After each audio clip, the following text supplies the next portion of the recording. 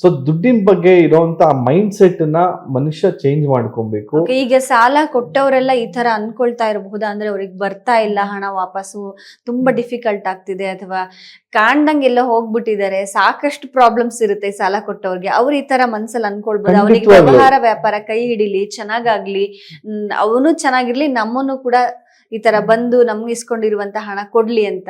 Of course ನೀವು ಮಾಡ್ಬೋದು. ಈ ತರ ಮಾಡಿ ತುಂಬಾ ಜನ ದುಡ್ಡು ಬಂದಿರೋರು ಇದಾರೆ, ನನಗೆ ಫೋನ್ ಮಾಡಿ ತಿಳಿಸಿರೋರು ಇದಾರೆ. ಗುರುಜಿ ನೀವ್ ಹೇಳದ್ಮೇಲೆ ನಾವು ಕೂಡ ಈ ತರ ಬರ್ದಿಟ್ವಿ, ಅವ್ರ ಫೋಟೋ ಹಿಂದೆಗಡೆ ಒಂದು ಬ್ಲೆಸ್ಸಿಂಗ್ ಸಿಂಬಲ್, ಮನಿ ಸಿಂಬಲ್ ಮಾಡಿಟ್ವಿ, ಗ್ರಾಟಿಟ್ಯೂಡ್ ಸಿಂಬಲ್ ಮಾಡಿಟ್ವಿ, ಮತ್ತೆ ಕೇಳ್ಕೊಂಡೆ ಮನ್ಸಾರೆ ಅವ್ರಿಗೂ ಒಳ್ಳೇದಾಗ್ಲಿ, ಆ ಒಳ್ಳೇದಾಗಿ ಅವ್ರ ದುಡ್ಡು ಬಂದು ಅವ್ರು ನಮಗ್ ತಂದ್ಕೊಡೋದಾಗ್ಲಿ, ಅಥವಾ ಬಂದ್ಬಿಟ್ಟಿದೆ ಅನ್ನೋ ಭಾವನೆಯಲ್ಲಿ ನಾನು ನೀವು ಹೇಳ್ದಾಗೆ ಮಾಡ್ಕೊಂಡು ಅವ್ರ ದುಡ್ಡು ನಮ್ಗೆ ತಂದು ಕೊಟ್ಬಿಟ್ಟಿದ್ದಾರೆ ಅನ್ನೋ ಒಂದು ತುಂಬಾ ವಿಷಯಗಳನ್ನ ತಿಳಿಸಿದ್ದಾರೆ.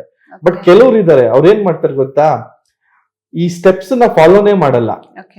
ಡೈರೆಕ್ಟ್ ಆಗಿ ಈ ಒಂದು ವಿಡಿಯೋ ಎಲ್ಲ ನೋಡಿರ್ತಾರೆ, ನೋಡಿದ ತಕ್ಷಣ ನಮಗ್ ಕರೆ ಮಾಡ್ಬಿಡ್ತಾರೆ. ಏನಂತ, ಗುರುಜಿ ನಮ್ಗೆ ಇವ್ರು ದುಡ್ಡು ಕೊಡ್ಬೇಕು, ನೀವೇನ್ ಮಾಡ್ತೀರಾ?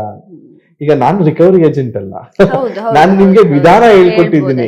ನೀವು ಯಾವ ರೀತಿ ನಿಮ್ಮ ಮನಸ್ಥಿತಿ ಚೇಂಜ್ ಮಾಡ್ಕೊಬೇಕು, ಯಾವ ರೀತಿ ಆ ಮನಿನ ಅಟ್ರಾಕ್ಟ್ ಮಾಡಬೇಕು ಅನ್ನೋದನ್ನ ಪವರ್ಫುಲ್ ಟೆಕ್ನಿಕ್ ನ ಯೂಸ್ ಮಾಡೋ ರೀತಿನ ಹೇಳ್ಕೊಡ್ಬೋದು.